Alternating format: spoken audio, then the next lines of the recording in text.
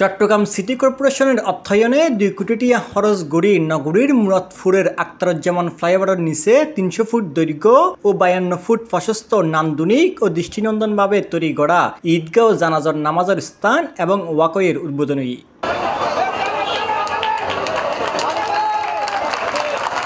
জুনের ১৪ তারিখ শুক্রবার বিয়ালে নগরীর মুরাদপুরের মোহাম্মদপুর এলাকায় এই ঈদগাহ ও জানাজার নামাজের স্থান উদ্বোধন করে চট্টগ্রাম সিটি কর্পোরেশনের মেয়র মোহাম্মদ রেজাউল করিম চৌধুরী।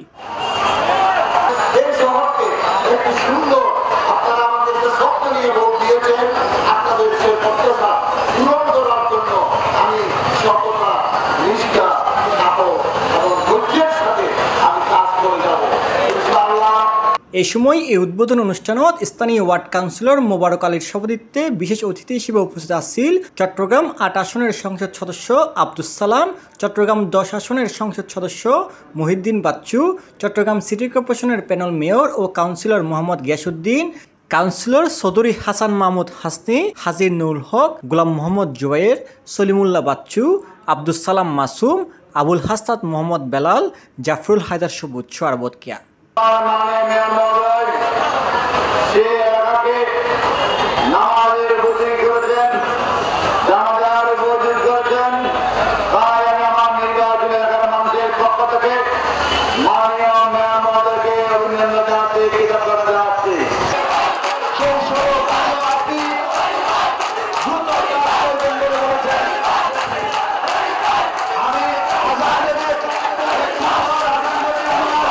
নান্দনিকভাবে সাজাইনে স্থানীয়বেদ কি থাকের সুযোগ সুবিধা সে বিষয়ে ঈদগাহ জানাজার নামাজের স্থান তৈরি দায়িত্বে তাহা নিয়োজিত ঠিকাদারি প্রতিষ্ঠান ফাহিম এন্টারপ্রাইজের স্বত্বাধিকারী নুরুল আলম জানায়, এইখানে সর্বমোট প্রায় ৪১৩ ফুট জায়গা আছে।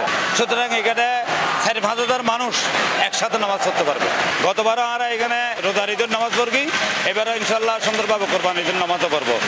এভরিথিং মেয়র মহোদয় নির্দেশ করা মই এবং সম্পূর্ণ চট্টগ্রাম সিটি কর্পোরেশন অর্থায়ন অত্যাধুনিক নাগরিক সুবিধা করবি।